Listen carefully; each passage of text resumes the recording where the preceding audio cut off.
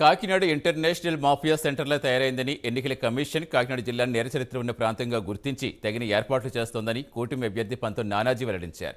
కౌంటింగ్లో అల్లర్లు జరిగే అవకాశం ఉంది కాబట్టి కార్యకర్తలు, ప్రజలు ఎంతో జాగ్రత్తగా ఉండాలని తెలిపారు. కౌంటింగ్ ఏజెంట్లను డబ్బుతో కొనేందుకు ప్రత్యర్థి పార్టీలు సిద్ధంగా ఉన్నట్టుగా మాకు సమాచారం ఉందని, కౌంటింగ్ పూర్తయి డిక్లరేషన్పై సంతకం పెట్టే వరకు అందరూ లోపలే ఉండాలన్నారు.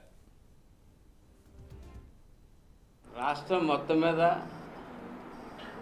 మన కాకినాడ జిల్లా మీద లా అండ్ ఆర్డర్ మీద ప్రత్యేకంగా ఎన్నికల సంఘం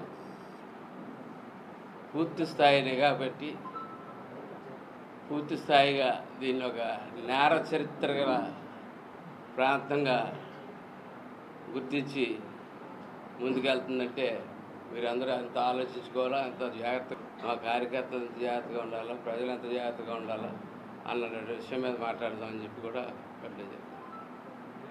ఇవాళ చెప్తా ఉన్నారు కాకినాడ ఏదో చిన్న చిన్న దొంగతనాలు చిన్న చిన్నవి అయితే పర్వాలేదు, ఇది ఒక ఇంటర్నేషనల్ మాఫియా సెంటర్ కింద తయారా ఉంది.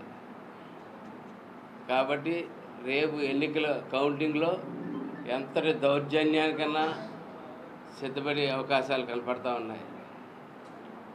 అఫ్కోర్స్ మన వనరుల దగ్గర గొత్తులోకి, యూత్ ఫోర్స్లో గొత్తులోకి